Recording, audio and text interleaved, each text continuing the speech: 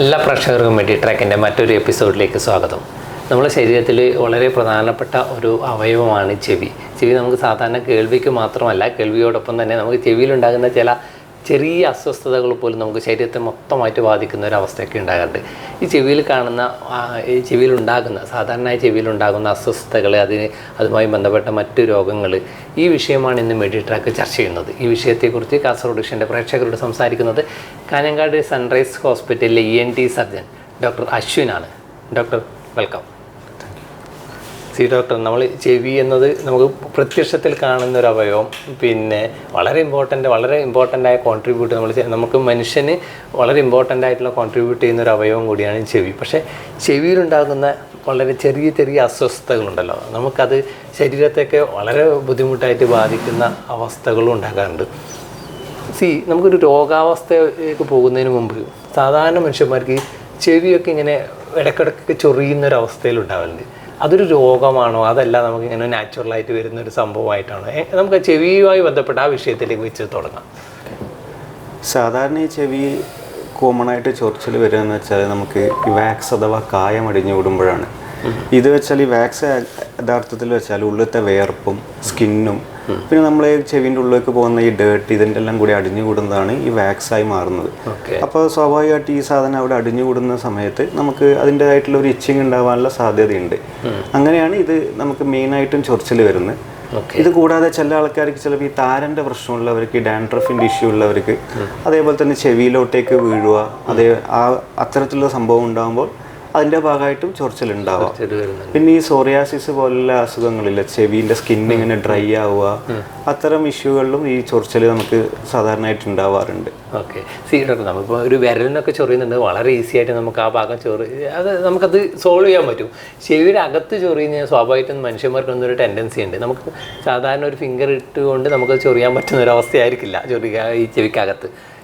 Next നമ്മൾ എന്താ ചെയ്യൽ? ഏതെങ്കിലും ഒരു തീപ്പെട്ടി കമ്പോ അല്ലെങ്കിൽ പേനയുടെ തുമ്പോ ഇങ്ങനെയുള്ള ഏതെങ്കിലും ഒരു വസ്തു എടുത്തിട്ട് നമ്മൾ സാധാരണ ഇത് ചൊറിയുന്ന ഒരവസ്ഥ, അല്ലെങ്കിൽ സാർ ഇപ്പം പറഞ്ഞ വാക്സിൻ അല്ലെങ്കിൽ കായം ഉണ്ടായിക്കഴിഞ്ഞാൽ പോലും നമ്മളത് വെറുതെ ഒന്ന് അൺനെസസറി ആയിട്ട് അതിൽ പോയി ഇടുന്നുണ്ട്. പക്ഷെ അത് യഥാർത്ഥത്തിൽ അങ്ങനെ ചെയ്ത് കഴിഞ്ഞാൽ അത് ചെവിക്ക് ഗുരുതരമായ ദോഷം ഉണ്ടാക്കുന്നുണ്ടോ?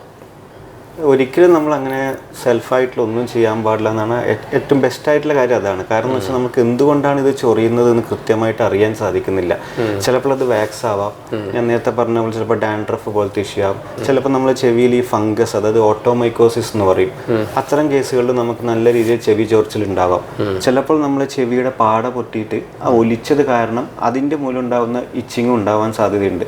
അപ്പം നമ്മൾ എന്താണ് പ്രശ്നം എന്നറിയാതെ വെറുതെ ബഡ്സ് എന്തെങ്കിലുമൊക്കെ ഇട്ട് ചൊറിഞ്ഞാൽ അത് നമുക്ക് ഇതിന് താൽക്കാലികമായിട്ടുള്ള ഒരു ആശ്വാസം നൽകുമെങ്കിലും പക്ഷെ അത് കൂടുതൽ പ്രശ്നങ്ങളിലേക്ക് പോകാനാണ് സാധ്യത. കാരണം നമ്മൾക്ക് അതിൻ്റെ ഇപ്പോൾ ഒരാളൊരു ബഡ്സ് ഉപയോഗിക്കുമ്പോൾ അത് ബ്ലൈൻഡായിട്ട് ഉപയോഗിക്കുകയാണ് ഒരു പേഷ്യൻ്റ്. കാരണം വെച്ചാൽ ഡോക്ടർ അത് ഒരു ചെവി നോക്കി ക്ലീൻ ചെയ്യുമ്പോൾ വെച്ചാൽ അവർ കൃത്യം വിഷ്വലൈസ് ചെയ്തിട്ടാണ് ക്ലീൻ ചെയ്യുന്നത് ലൈറ്റിൻ്റെ സഹായത്തോടുകൂടി. പക്ഷേ വേറൊരാൾ ചെയ്യുമ്പോൾ വെച്ചാൽ ബ്ലൈൻഡായിട്ട് അവരൊരു ഇയർബഡ്സ് എടുത്തിട്ട് ഇടുകയാണ്. അവർക്ക് ആക്ച്വലി അപ്പം കൃത്യമായിട്ടുള്ള ഡെപ്ത് എത്രയാണെന്ന് അവർക്കൊരു മനസ്സിലാക്കാൻ സാധിക്കുന്നതല്ല. പോരാത്തെ നമ്മളെ കനാൽ എപ്പോഴും ഒരു സ്ട്രെയിറ്റ് ആയിട്ടുള്ളതല്ല, അതിന് ഇൻസൈഡ് ഒരു ചെറിയ ബെൻഡ് ഉണ്ട്. അപ്പോൾ യൂഷ്വലി അവരത് ക്ലീൻ ചെയ്യുമ്പോൾ വെച്ചാൽ ഫസ്റ്റ് ആ ബെൻഡ് ചെയ്യുന്ന ഭാഗത്ത് പോയിട്ട് ഈ ബഡ്സ് തട്ടുകയും അവരവിടെ ഇഞ്ചുറി ചെയ്യാനുള്ള സാധ്യത വളരെ കൂടുതലാണ്.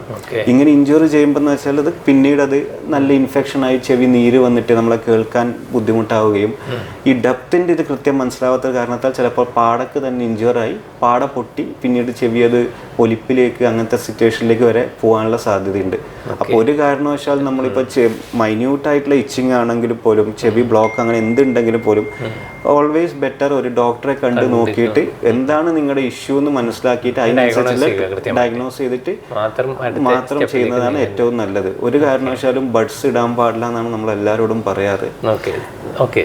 ഡോക്ടർ, നമ്മളിപ്പം വീടുകളിൽ നിന്നൊക്കെ സാധാരണ ഇങ്ങനെ ചെവി കണ്ടിന്യൂസ് ആയിട്ട് ചൊറിയുകയോ അല്ലെങ്കിൽ അത് കായാണ് എന്ന് നമ്മളെ ധാരണയോ തെറ്റിദ്ധാരണയിലോ നമ്മൾ എന്ത് ചെയ്യും, എണ്ണയൊക്കെ ഒഴിച്ചു കൊടുക്കുകയോ എണ്ണയൊക്കെ തേച്ചു കൊടുക്കുക, അത് പിന്നെ ഗുണത്തേക്കാളേറെ ദോഷത്തിലേക്ക് എത്തിക്കുന്നുണ്ടാവുമോ? എന്തായാലും അത് ഈ എണ്ണയൊക്കെ ചില ആൾക്കാർ തിളപ്പിച്ച എണ്ണയിൽ എടുത്തൊഴിക്കും. കാരണം അത് കൂടുതൽ ചിലപ്പോൾ നമ്മുടെ പാടക്കോ ഉള്ളിലത്തെല്ലാം ഡാമേജ് ഉണ്ടാക്കാനാണ് സാധ്യത കൂടുതൽ. ഇപ്പോൾ അത് കായ ആയിക്കോട്ടെ, നമ്മളിപ്പോൾ ഡോക്ടറെ കണ്ട് നമ്മൾ ചെവിൻ്റെ ഉള്ളിൽ കായ ഉണ്ടെന്ന് തിരിച്ചറിഞ്ഞതിന് ശേഷം അതിപ്പോൾ നമുക്കിപ്പോൾ ഭയങ്കര സോഫ്റ്റ് ആയിട്ടുള്ള ടൈപ്പ് ആണെന്ന് നമുക്ക് അന്നേരം തന്നെ ആ ഒരു വിസിറ്റ് തന്നെ ഡോക്ടർ എടുക്കുന്നത് റിമൂവ് ചെയ്ത് വീട്ടിലേക്ക് പോകുന്നതാണ്. ചില ആൾക്കാർ ഇത് ക്ലീൻ ചെയ്യാൻ വേണ്ടി ബഡ്സ് ഉപയോഗിക്കുന്നത്, നിരന്തരമായി ബഡ്സ് ഉപയോഗിക്കുമ്പോൾ നമ്മൾ ഈ കായം പുഷ് ചെയ്ത് അത് ഉള്ളിൽ ഇങ്ങനെ അടിഞ്ഞ് സിമെന്റ് കൂടിയ പോലെ ആയിട്ടുണ്ടാവും. അങ്ങനെ വെച്ചാൽ നമ്മളത് ഇമ്പാക്റ്റഡ് വാക്സ് എന്ന് പറയും. അത് നമുക്ക് ഒരു കാരണവശാലും ഫസ്റ്റ് വിസിറ്റ് തന്നെ എടുക്കാൻ പറ്റണമെന്നില്ല. അത്തരം കേസുകളിൽ നമ്മൾ സാധാരണ ചെയ്യൽ എന്ത് വെച്ചാൽ ആ പേഷ്യൻറ്റിന് ഒരു 5 days ഈ ഡ്രോപ്സ് കൊടുക്കും, വാക്സ് ഡ്രോപ്സ്. ഈ വാക്സ് ഡ്രോപ്സ് എങ്ങനെ വർക്ക് ചെയ്യുക വെച്ചാൽ അതിൻ്റെ മെയിൻ അത് ഇതിനെ നന്നായി സോഫ്റ്റ് പൊതുത്ത് വരും. അപ്പോൾ നമുക്ക് അടുത്തൊരു 3 days ഒരു 5 days കഴിഞ്ഞ് ഡോക്ടർക്ക് പോയാൽ വളരെ എളുപ്പം അത് സക്ഷൻ വെച്ച് തന്നെ റിമൂവ് ചെയ്യാൻ പറ്റുന്നതാണ്. അപ്പോൾ അത് വെച്ചാൽ ഡോക്ടർക്കും വളരെ എളുപ്പത്തിൽ റിമൂവ് ചെയ്യാം, പേഷ്യൻറ്റും യാതൊരു പെയിൻലെസ് ആയിട്ട് നമുക്ക് ഈസി ആയിട്ട് റിമൂവ് ചെയ്യാൻ പറ്റുന്നതാണ്. അപ്പോൾ എപ്പോഴും എന്താണ് നിങ്ങളെ പ്രശ്നം എന്ന് നോക്കി അത് മനസ്സിലാക്കി ഡോക്ടർ ആവാതെ ആദ്യം അല്ലേ നമ്മൾ പലപ്പോഴും അങ്ങനെയൊക്കെ ചെയ്യും. നമ്മൾ തന്നെ ചികിത്സിക്കാനുള്ള ഒരു ടെൻഡൻസി നമുക്ക് ഉണ്ടാവും. എന്താണ് റീസൺ അറിയാതെ, എന്താണ് അതിന്റെ കോസ് എന്നറിയാതെ നമ്മൾ ബ്ലൈൻഡ് ആയിട്ട് ഇപ്പോൾ എണ്ണ ഒഴിക്കുക, അതൊക്കെ കൂടുതൽ പ്രശ്നങ്ങളിലേക്ക് ലീഡ് ചെയ്യുന്നതാണ് എനിക്ക് പറയാനുള്ളത്. ഡോക്ടർ നേരത്തെ ഡോക്ടർ പറഞ്ഞല്ലോ ഇപ്പം ചെവി ഒലിപ്പ് എന്ന് പറയുന്നില്ല, അതൊരു രോഗമാണോ, അല്ലാതെ അതെന്തുകൊണ്ടാണ് ഉണ്ടാകുന്നത്? അത് പല കാരണങ്ങൾ കൊണ്ടുണ്ടാവും നമ്മൾക്ക് ഈ ചെവി ഒലിപ്പ്. അത് വെച്ചാൽ യഥാർത്ഥത്തിൽ ഇവിടെ സംഭവിക്കുന്ന വെച്ചാൽ നമ്മൾ ചെവിയുടെ നമ്മളെ കർണപടം, അതായത് ടിംപാനിക് മെമ്പറി എന്ന് പറയും, അതിനിപ്പം നമ്മൾ പല കാരണങ്ങൾ കൊണ്ട് എന്തെങ്കിലും ദ്വാരം ആയാൽ, അതായത് ഇപ്പം നമുക്കിപ്പം ബഡ്സ് ഉപയോഗിക്കുന്ന ആൾക്ക് അപകടത്തിൽ ചിലപ്പം കുത്തി പൊട്ടി സംഭവിക്കാം. ചിലപ്പോൾ ആരെങ്കിലും നമ്മൾ അടിക്കുകയോ അങ്ങനെ എന്തെങ്കിലും ചെയ്താലോ, ആക്സിഡൻറ്റ് അങ്ങനത്തെ കാരണത്താൽ ചിലപ്പോൾ നമ്മളെ പാട പൊട്ടിയേക്കാം. പിന്നെ വെച്ചാൽ നമ്മൾ നോർമലി തന്നെ ചിലർക്കുള്ള അസുഖം വരും, അതായത് നമ്മൾ CSOM എന്ന് പറയും, ക്രോണിക് സെപ്പറേറ്റീവ് ഓട്ടൈറ്റിസ് മീഡിയ. അത്തരം കേസുകൾ നമ്മളെ ഈ വെന്റിലേഷൻ ട്യൂബിന്റെ പ്രോബ്ലം കൊണ്ടോ ഉള്ളിൽ വേറെ എന്തെങ്കിലും പ്രശ്നം കൊണ്ടോ ചിലപ്പോൾ നോർമലായിട്ട് തന്നെ ചെവി പൊട്ടിയേക്കാം. അപ്പോൾ ഇത്തരം പൊട്ടുന്ന കേസുകളിലാണ് ഈ ഒരു പ്രശ്നം വരുന്നത്. കാരണം വെച്ചാൽ നമുക്ക് തുടർച്ചയായിട്ടുള്ള ജലദോഷം ഉള്ളവർക്കോ നമ്മളൊരു യൂസ്റ്റേഷൻ ട്യൂബ് എന്ന് പറയും, ആ ട്യൂബാണ് നമ്മൾക്ക് ചെവിയിലുള്ള ഈ പ്രഷർ മെയിൻറ്റെയിൻ ചെയ്യുന്നത്. നമ്മൾ ഈ ഫ്ലൈറ്റിലൊക്കെ ഹൈറ്റിൽ പോകുമ്പം ചെവി അടിയുമ്പോൾ നമ്മൾ ഉമ്മി തുറക്കുമ്പോൾ തുറക്കുന്നില്ല, അത് ഈ ട്യൂബിന്റെ സഹായത്തിൽ കൊണ്ടാണ്. അപ്പോൾ ഈ ട്യൂബിന് എന്തെങ്കിലും കാരണത്താൽ ഒരു ബ്ലോക്ക് വന്നു വെച്ചപ്പോൾ നമുക്കിപ്പോൾ റിപ്പീറ്റ് ആയിട്ട് സൈനസൈറ്റിസോ ജലദോഷം അങ്ങനത്തെ കാരണങ്ങൾ കൊണ്ട് വന്നാൽ ഈ പ്രഷർ മെയിൻറ്റെയിൻ ചെയ്യാൻ പറ്റാണ്ടായിട്ട് ഉള്ളിൽ പ്രഷർ ബിൽഡപ്പ് ചെയ്തിട്ട് അത് ആ പാട പൊട്ടും. ആ പാട പൊട്ടിയിട്ടാണ് നമ്മൾ ഇത് ചെവി ഒലിക്കുന്നത്. ഇത്തരം കേസുകളിൽ വെച്ചാൽ നമ്മൾ അത് നല്ല രീതിയിൽ അത് വെറ്റായിട്ടുള്ള, ഒരിക്കലും ചെവി വെറ്റാക്കാൻ പാടില്ല എന്നുള്ളതാണ് ഇതിന്റെ ഐഡിയൽ സിറ്റുവേഷൻ. കാരണം വെച്ചാൽ എത്രത്തോളം ചെവിയിൽ ഈർപ്പം പോകണോ, നമ്മളെ പാടൊക്കെ ഓൾറെഡി ഒരു ദ്വാരായി.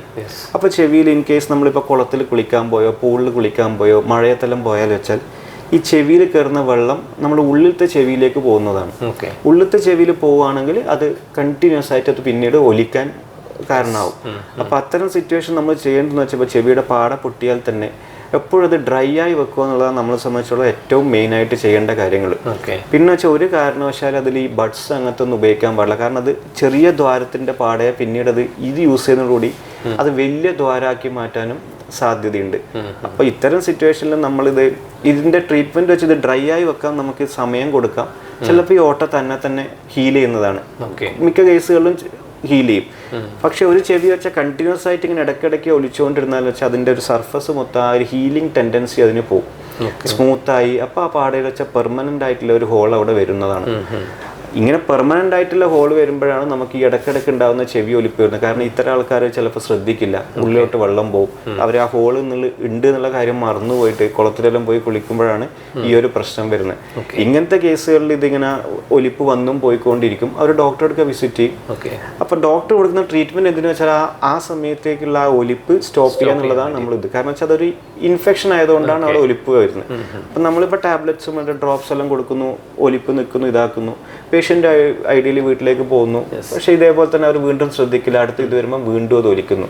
അപ്പം ഇത്തരം കേസുകളിൽ പേഷ്യൻ്റ് എത്രയും ഇമ്പോർട്ടൻ്റ് ആയി ചെയ്യേണ്ട കാര്യം എന്ന് വെച്ചാൽ അത് ഒരു കാരണവശാലും വെള്ളം പോകാതെ നോക്കുക എന്നുള്ളതാണ് ഇത്. അത് നമുക്ക് എന്തായാലും ചെയ്യാൻ പറ്റുന്ന കാര്യം, കുളിക്കുമ്പോൾ ഒരു പഞ്ഞി വെക്കുക, അല്ലെങ്കിൽ ഇയർ പ്ലഗ് അങ്ങനത്തെ എന്തെങ്കിലും ചെയ്ത് ഇതാക്കുക. പക്ഷേ ഈ നിരന്തരമായി ഒലിക്കുന്ന ചെവിക്ക് ഞാൻ പറഞ്ഞപ്പോൾ ഓൾറെഡി അത് ഹീൽ ചെയ്യാനുള്ള ടെൻഡൻസി ഇല്ല. അത്തരം കേസുകൾ വെച്ചാൽ നമുക്ക് ഈ ചെവിയുടെ ഓട്ടയുടെ കാരണത്താൽ നമുക്ക് അതിൻ്റെ ഭാഗമായിട്ടുള്ള ഒരു കേൾവിക്കുറവ് ഉണ്ടാവും. കാരണം വെച്ചാൽ ഞാനിപ്പം സംസാരിക്കുന്ന നിങ്ങൾ എങ്ങനെ കേൾക്കുന്നു വെച്ചാൽ ഈ ശബ്ദം ഒരു എനർജി വേവ്സ് ആയി പോയിട്ട് നമ്മളെ പാടയിൽ തട്ടുമ്പം അത് വൈബ്രേറ്റ് ചെയ്യുമ്പോഴാണ് നമ്മൾ നെർവ് ചെയ്ത് നമ്മൾ കേൾപ്പിക്കുന്നത്. അപ്പോൾ ഇത്രയും ഹോൾസുള്ള ആൾക്കാർക്ക് വെച്ചാൽ ആ അത്രയും ഏരിയയിൽ ഒരു ഹോൾ ആയതുകൊണ്ട് ആ പാടയിൽ അത്രയും സ്പേസ് ഇല്ല ഇത് തട്ടാൻ. അപ്പോൾ അതിൻ്റെതായിട്ടുള്ള കേൾവിക്കുറവ് അവർക്ക് എന്തായാലും ഉണ്ടാവും. ഓക്കെ. ഇങ്ങനെ ഇതിലുള്ള ആൾക്കാർക്കുള്ള ട്രീറ്റ്മെന്റ് ഓപ്ഷൻ നമ്മൾ പറയുന്നത് വെച്ചാൽ സർജറി ചെയ്യാന്നുള്ളതാണ് ഏക ഓപ്ഷൻ. ടിംബാനോപ്ലാസ്റ്റി എന്ന് പറയുന്നത് വെച്ചാൽ നമ്മൾ ഈ ദ്വാരം വന്ന പാട നമ്മളിവിടെ പാടയുടെ സാമ്യമായിട്ടുള്ള ഒരു ലെയർ ഉണ്ട് നമ്മുടെ തലേൻ്റെ ഇവിടെ, ഇതിലേക്കൂടെ അത് ഓപ്പറേഷൻ ചെയ്യുന്നത്. ആ ഒരു ലെയർ അതിൻ്റെ വെച്ചിട്ട് അവിടെ അതങ്ങ് ഗ്രാഫ്റ്റ് പോലെ വെക്കും. ആ ഗ്രാഫ്റ്റ് അതിൻ്റെ ഭാഗമായിട്ട് അങ്ങ് ടേക്കപ്പ് ചെയ്ത് ഇതാവുകയാണ് അതിൻ്റെ ട്രീറ്റ്മെൻറ്റ്. 2 ബെനിഫിറ്റാണ് ഈ സർജറി ചെയ്യുന്നതുകൊണ്ട് ഉണ്ടാകുന്നത്. നിരന്തരമായി ചെവി ഒലിക്കുന്ന ഒരാൾക്ക് സംബന്ധിച്ചിടത്തോളം നമ്മൾ ആ ദ്വാരം അടക്കുകയാണ്, അപ്പോൾ ആ ഒലിക്കില്ല, വെള്ളം പോകില്ല, അതുണ്ട്. പക്ഷെ നമുക്ക് വെച്ചാൽ ഇത് പിന്നെ ആ ദ്വാരം കൊണ്ടുണ്ടായുള്ള കേൾവിക്കുറവില്ലേ, നമുക്കിത് റിപ്പയർ ചെയ്യുന്നതോടുകൂടി ആ ഒരു കേൾവിക്കുറവ് തിരിച്ചു കിട്ടുന്നത്. കാരണം നമുക്ക് ഐഡിയലി പഴയതുപോലെ 100% കിട്ടിയില്ലെങ്കിലും നമുക്ക് നല്ലൊരു ശതമാനം കേൾവി അങ്ങനെ തന്നെ തിരിച്ചു കിട്ടുന്നതാണ്. അതാണ് ഈ സർജറി ചെയ്യുന്നതുകൊണ്ടുള്ള മെയിൻ അഡ്വാൻറ്റേജ്. ഓക്കെ. ഈ പറയുന്ന ചെവി ഒലിപ്പ് നിൽക്കും, ഒരു പരിധിവരെ നമുക്ക് വീണ്ടും പൂർണ്ണമായിട്ട് കേൾക്കാത്ത അവസ്ഥ നമുക്ക് വീണ്ടും മെയിൻറ്റെയിൻ ചെയ്യാൻ പറ്റി ഈ സർജറിയിലൂടെ സാധിക്കും. സർജറി നല്ല രീതിയിൽ നമുക്ക് നല്ല റിക്കവറി കിട്ടും. നല്ല വെച്ചാൽ 2 ബെനിഫിറ്റ് ഞാൻ പറഞ്ഞ പോലെ, ഒന്ന് ഒലിപ്പ് നന്നായി നിൽക്കുക, ഗ്രാഫ്റ്റ് അവിടെ അപ്ടേക്കായി ഹീലായി കഴിഞ്ഞാൽ നമുക്ക് ആ ചെവിൻ്റെ ദ്വാരം അടച്ചു, പിന്നീട് നമുക്ക് ആ ഒലിപ്പ് ഉണ്ടാകാനുള്ള സാധ്യത വളരെ കുറവാണ്. പിന്നെ വെച്ചാൽ ആ ദ്വാരം കൊണ്ടുണ്ടായ കേൾവിക്കുറവ് ഞാൻ ഇപ്പം പറഞ്ഞില്ല, അതെങ്ങനെ നമ്മൾ കേൾക്കുന്നില്ല, അത്ര ഏരിയ ഇല്ലല്ലോ. അപ്പോൾ ഇത് റീപ്ലേസ് ചെയ്യുമ്പോൾ എന്ന് വെച്ചാൽ അത്ര ഏരിയ നമുക്ക് തിരിച്ചു കിട്ടി, അതിൻ്റെതായിട്ടുള്ള ആ ഒരു കേൾവിക്കുറവ് നമുക്ക് അതേപോലെ തന്നെ കിട്ടുന്നതാണ്. പഴയതുപോലെ നമ്മൾ ഒറിജിനൽ അതിന്റെ അത്ര ഇല്ലെങ്കിലും നമുക്കൊരു എന്നാലും പക്ഷെ നമുക്ക് വലിയൊരു ശതമാനത്തോളം നല്ല ഇമ്പ്രൂവ്മെന്റ് ഉണ്ടാവും. ഓക്കെ. ഡോക്ടർ, നമ്മൾ സാധാരണ വീടുകളിൽ നിന്ന് പല സ്ഥലങ്ങളിൽ നിന്നും ഉണ്ടാകാറുണ്ട്, നമുക്ക് ഈ ചെവിയിലൊക്കെ ചില പ്രാണികളൊക്കെ കൂടുന്നുണ്ടല്ലോ. ഈ പ്രാണികൾ കൂടിക്കഴിഞ്ഞാൽ ചിലപ്പോൾ അത് പ്രാണിയാണോ എന്ന് പോലും തിരിച്ചറിയില്ല, അകത്തൊരു അസ്വസ്ഥത ഉണ്ടാവും, പിന്നീട് ചിലപ്പോൾ അത് പ്രാണിയാണെന്ന് ധാരണ ഉണ്ടാവും.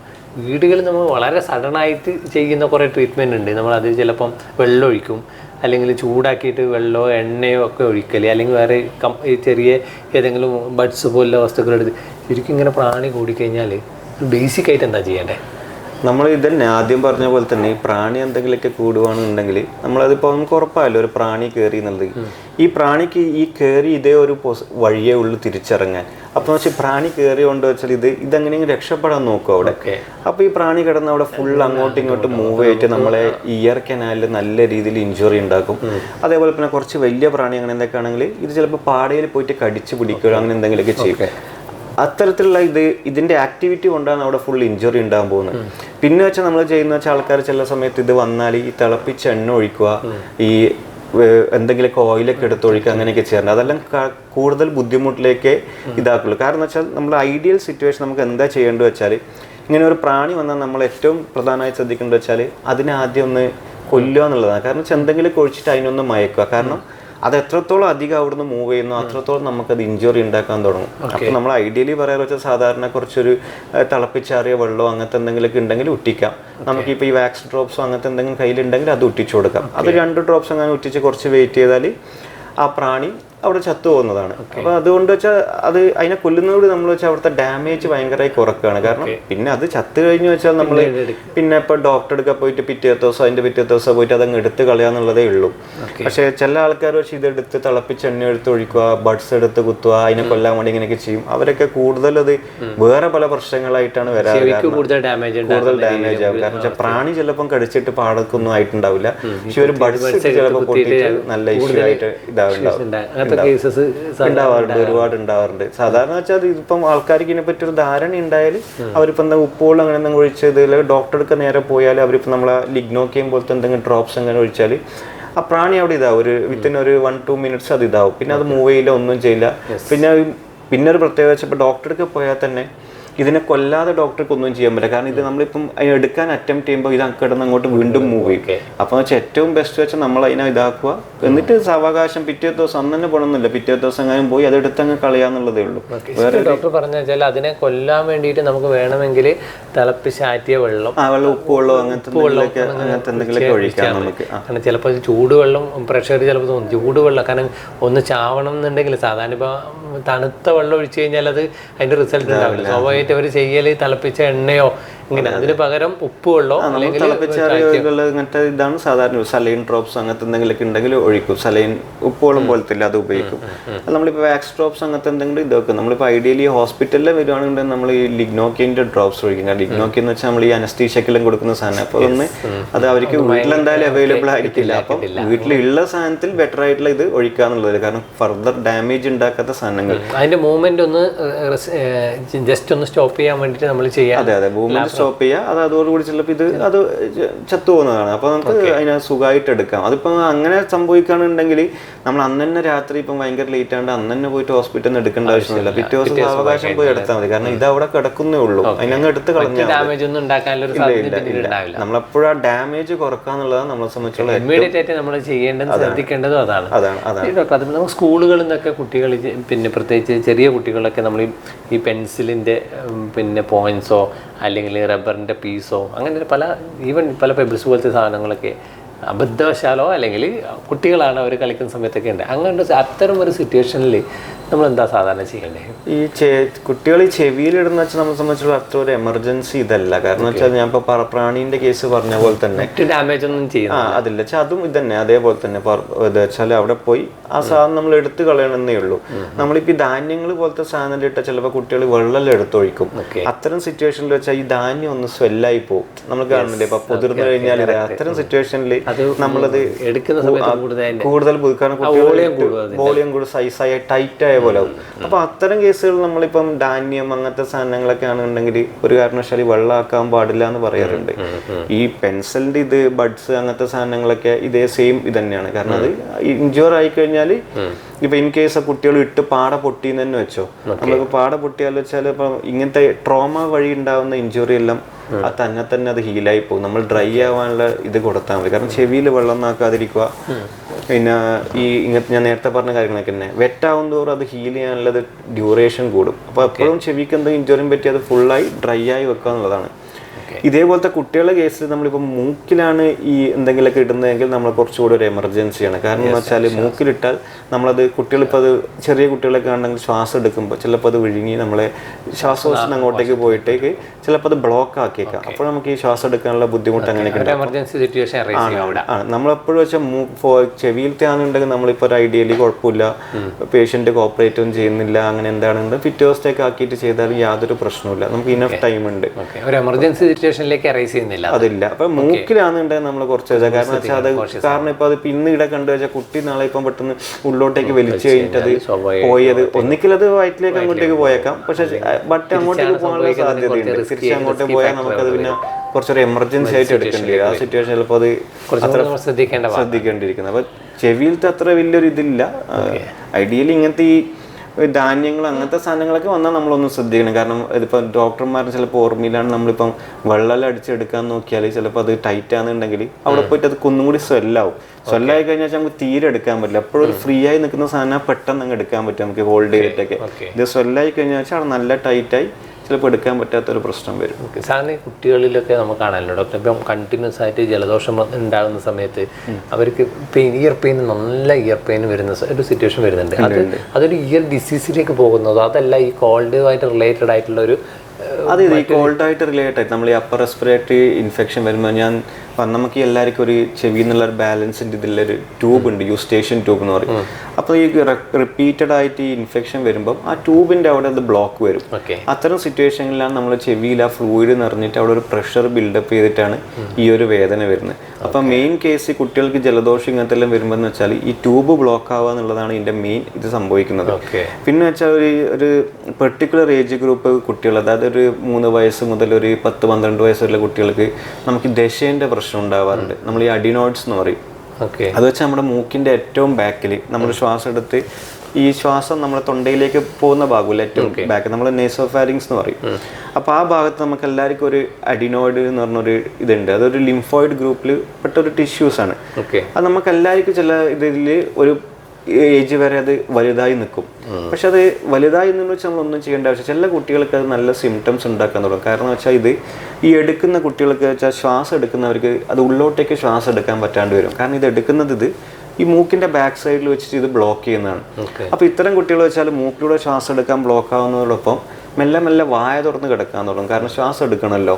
അപ്പോൾ ഈ വായ തുറന്ന് കിടക്കുമ്പോൾ വെച്ച് ഇവർക്ക് ഇങ്ങനെ ഈ പല്ല് പൊന്താനും മുഖത്തിൻ്റെ ഷേപ്പ് മാറാനൊക്കെ പറ്റും. അപ്പോൾ അതേപോലെ തന്നെ ഈ ദശേൻ്റെ 2 സൈഡിലായിട്ടാണ് ഞാൻ ഇപ്പം പറഞ്ഞ ട്യൂബ് ഓപ്പൺ ചെയ്യുന്നത്, നമ്മളിപ്പോൾ പറഞ്ഞ യൂസ്റ്റേഷ്യൻ ട്യൂബ്.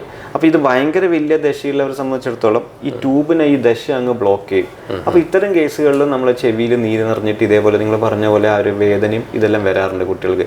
കൂടുതൽ അവർക്ക് സിംറ്റംസ് ഇപ്പോൾ കൂടുതൽ വെച്ചാൽ മൂക്ക് സംബന്ധമായ സിംറ്റംസ് ആയിരിക്കും കൂടുതൽ. കാരണം വിട്ടുമാറാത്ത ജലദോഷം, മൂക്കിന്ന് കഫം വരിക, തുമ്മൽ, ഇങ്ങനത്തെ എല്ലാവർക്കും പ്രശ്നം. അതിൻ്റെ വലിയ സ്റ്റേജ്, അതായത് കുറച്ച് സിവിയർ ആയിട്ടുള്ള സ്റ്റേജിലെത്തുമ്പോൾ ഭയങ്കര വലിയ ദശയാണെന്നൊക്കെ ഉണ്ടെങ്കിൽ ഇത് ബ്ലോക്ക് ചെയ്തിട്ട് അവർക്ക് ചെവിയിൽ ഈ ഒരു വേദന ഇതെല്ലാം വരാൻ തുടങ്ങും. അപ്പോൾ അതിൻ്റെ തന്നെ നെക്സ്റ്റ് സ്റ്റേജായിട്ട് സംഭവിക്കുന്നത് വെച്ചാൽ ഈ പ്രഷർ ബിൽഡപ്പ് ചെയ്ത് അടുത്ത സ്റ്റേജ് വെച്ചാൽ പാടെ അങ്ങ് പൊട്ടിയിട്ട് ആ ചെവി അങ്ങ് ഒലിക്കും. അപ്പോൾ എന്ന് വെച്ചാൽ വേദന ഇതെല്ലാം കുറയും, പക്ഷേ ചെവി ഒലിപ്പുണ്ടാകും. പക്ഷേ ഇത്തരത്തിലുള്ള ചെവി ഒലിപ്പെല്ലാം നമ്മൾ നേരത്തെ പറഞ്ഞ ഡ്രൈ ആയി ഇങ്ങനെയൊക്കെ ചെയ്യുകയാണെന്നുണ്ടെങ്കിൽ അത് അങ്ങനെ തന്നെ ഒരു വിത്തിൻ 1 മന്ത് എല്ലാം ആകുമ്പോൾ തന്നെ ഹീൽ ചെയ്ത് പോകുന്നതാണ്, യാതൊരു പ്രശ്നവുമില്ല. ഇത്തരം ദശ ഉണ്ടെങ്കിൽ നമ്മൾ കുട്ടികളൊക്കെ എന്തായാലും ഒന്ന് ശ്രദ്ധിക്കണം. കാരണം വെച്ചാൽ ഇത് അവരെ മൊത്തത്തിൽ ആക്ടിവിറ്റീസിനെല്ലാം ബാധിക്കും. കുട്ടികൾ എപ്പോഴും ഒരു ഡള്ളായിരിക്കും, തീരെ ആക്റ്റീവ് ആയിരിക്കില്ല, വായുടെ ശ്വാസം എടുക്കുന്നതോടൊപ്പം അവരെ മോണ പൊന്തും, ഈ ഷേപ്പ് മാറും, മുഖത്തിന് ഇങ്ങനെയൊക്കെ ഉണ്ടാവും. അപ്പോൾ എന്ന് വെച്ചാൽ അവരെപ്പോഴും ഒരു ഡള്ളായ പോലെ ആയിരിക്കും. അപ്പോൾ ഇങ്ങനെ ഉണ്ടെങ്കിൽ നമ്മൾ എന്തായാലും നോക്കണം. നമുക്കിതൊരു എക്സ്റേയോ അല്ലെങ്കിൽ ഒരു എൻഡോസ്കോപ്പിൻ്റെ സഹായത്തോട് മാത്രമേ ദശയുണ്ടോ എന്ന് മനസ്സിലാക്കാൻ പറ്റുള്ളൂ. കാരണം മൂക്കിൻ്റെ ഏറ്റവും ബാക്കിലാണ്. അപ്പോൾ നമ്മൾ എക്സ്റേ എടുത്ത് ദശയുണ്ടെങ്കിൽ ഇതൊരിക്കലും ഒരു എമർജൻസി അല്ല. അപ്പോൾ നമ്മളെപ്പോഴും ആദ്യം ഒരു മെഡിക്കൽ ട്രീറ്റ്മെൻറ്റ് എന്നുള്ള രീതിയിൽ നേസൽ സ്പ്രേ ഉപയോഗിക്കുക. അപ്പോൾ ഇത്ര വലിയ ദശയാണെന്നുണ്ടെങ്കിൽ ഈ സ്പ്രേ ഉപയോഗിക്കുന്നതോടൊപ്പം ഇത് ചുരുങ്ങി വന്നിട്ട് കുട്ടികൾക്ക് സിംറ്റംസ് എല്ലാം മാറ്റം വരും. സ്പ്രേ വലിയ റെസ്പോൺസ് ഒന്നും ഇല്ലാത്ത കുട്ടികൾ, അത് എത്ര സ്പ്രേ അടിച്ചിട്ട് ഒരു മാറ്റമൊന്നും ഇല്ലെങ്കിൽ നമ്മൾ അടുത്ത സ്റ്റേജ് വെച്ചാൽ അത് ചരണ്ടിക്കളയ എന്നുള്ള സർജറി, നമ്മൾ അഡിനോഡക്ടമി എന്ന് പറയും. അത് ചെയ്യുന്നതോടുകൂടി കുട്ടികൾക്ക് ഒരു പെർമനൻ്റ് ആയിട്ടുള്ള ഒരു സൊല്യൂഷൻ ഉണ്ടാവുകയാണ്. കാരണം ഈ ദശ മാറിക്കഴിഞ്ഞു, അപ്പോൾ ഈ ചെവിയിലുള്ള പ്രശ്നങ്ങൾ വരുന്നത് ഭയങ്കരമായി കുറയും, ശ്വാസം എടുക്കുന്ന ബുദ്ധിമുട്ട് മാറും, കൂർക്കം വലി ഇതെല്ലാം കുറയും, ഈ വിട്ടുമാറാട്ട് ഉണ്ടാകുന്ന ജലദോഷം ഇതെല്ലാം മാറും. അവർ ഫുള്ളി ഓൾറൈറ്റ് ആയി ഫുൾ ആക്റ്റീവായി മാറുന്നതാണ് ഇത് ചെയ്യുന്നതോടുകൂടി. ഓക്കെ, മീഡിയ ട്രാക്കിൻ്റെ ഈ എപ്പിസോഡ് ഇന്ന് ഇവിടെ വൈൻഡപ്പ് ചെയ്യാണ്. ഈ എപ്പിസോഡിൽ കാസർഗോഡ് വിഷൻ്റെ പ്രേക്ഷകരോട് സംസാരിച്ച കാഞ്ഞങ്ങാട് സൺറൈസ് ഹോസ്പിറ്റലിലെ ENT സർജൻ ഡോക്ടർ അശ്വിന് കാസർഗോഡ് വിഷൻ്റെ നന്ദി അറിയിക്കുന്നു. അപ്പം എല്ലാ പ്രേക്ഷകർക്കും നന്ദി, നമസ്കാരം. Thank you doctor. Thank U.